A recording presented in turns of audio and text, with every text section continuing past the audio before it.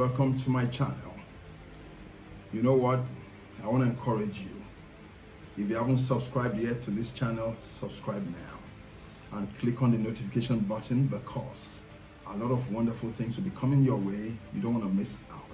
And at the same time, when you finish watching, share with as many people as possible, because our people down south, when I say south, from the middle belt down to the south of Nigeria, they need to hear this. And I need to share this with you today to make you know a few things. And I don't know who bewitched everyone in the south to know exactly who this man, Muhammad Buhari, is. Muhammad Buhari is the greatest terrorist Nigeria has ever produced. He was a man who is a liar, he's unpatriotic, he's a wicked man, and he's evil to the core. If you're a leader and so many people under your government were murdered, and you are keeping quiet, and you just relax like there's no problem, but yet when a cow is killed, you raise your voice, then something is wrong with you.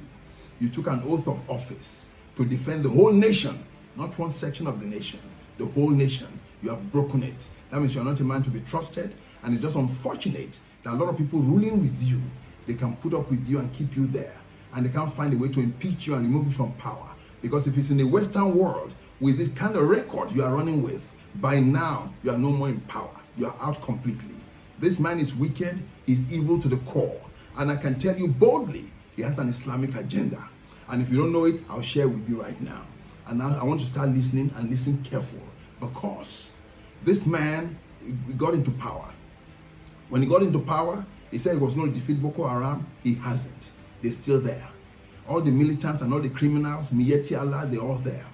When the IPOB guys were agitating for their own country, what they did was carrying placards, unarmed civilians. And guess what?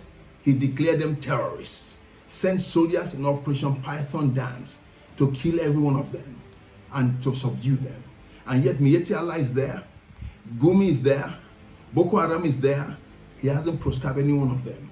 And those guys have already been declared by the Western world as terrorists, and he kept them there.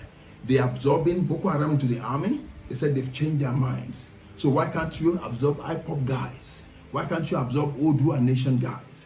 But no, he has an agenda. This man is wicked and is evil to the core. And it's unfortunate, when he was sick, so many Christians were busy praying for him that he will get healed. Now he's healed and he's there and he's doing damage. But let me tell you something. God deliberately put Buhari there. I won't say he put him there. God allowed him to be there. Number one, to make Nigerians understand that your salvation, your problem cannot be solved by a human being. You can keep changing the presidents, it won't change. It is God himself you need. It's God himself you need. So that's number one reason why God allowed him to be president, so that you can see that man cannot solve your problem. He will promise you, but he cannot deliver.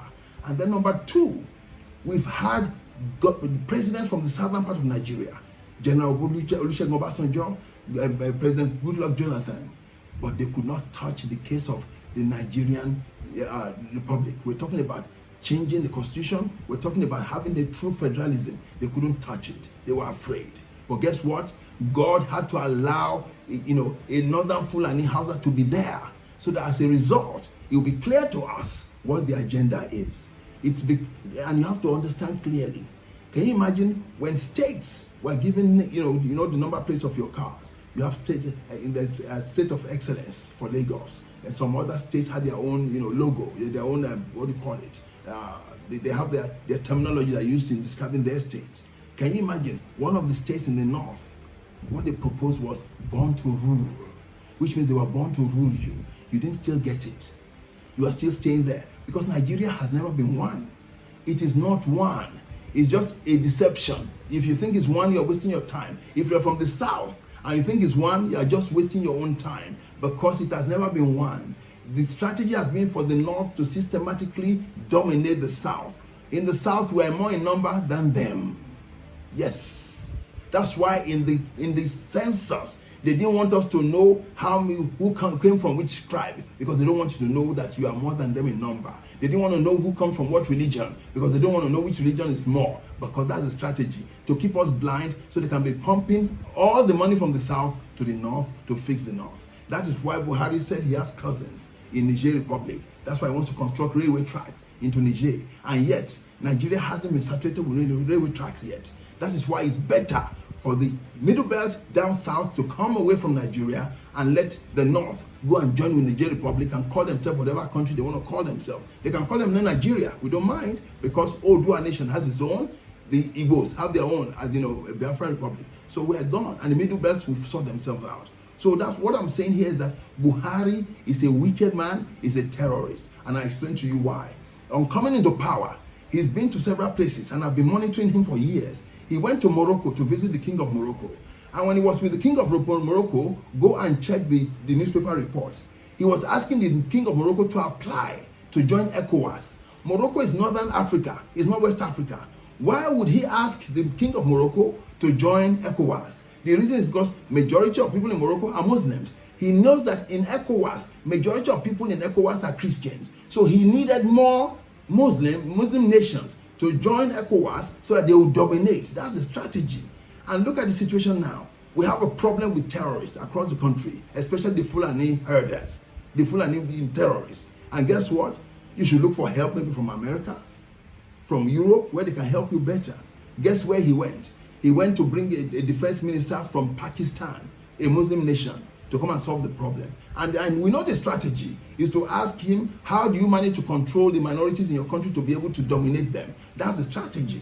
So this man is wicked to the core. He does not love Nigeria. He has an agenda. And because he has gone against the oath he swore on the day he became president, he cannot be trusted. He's a liar. He's a crook. And really, I can't wait to see the back of this man. So you know what?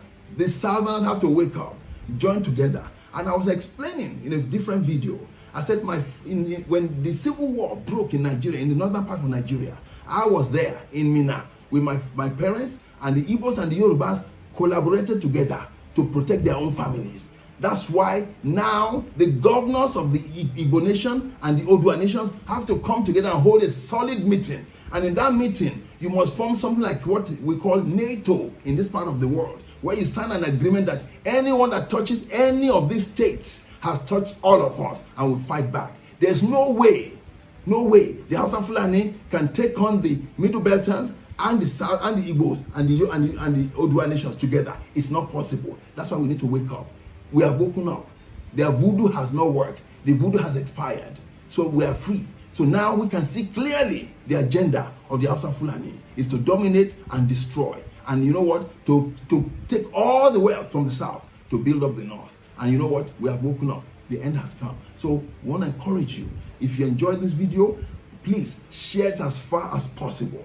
Click on the subscription button, and then click also on the notification button, because a lot of heavy materials will be coming. I'm doing a book right now about what happened in the northern part of Nigeria between the Yorubas and the Igbos during the Civil War. Then you learn a lot from that, and that will help us pull together as Southerners to fight against these Fulani criminals.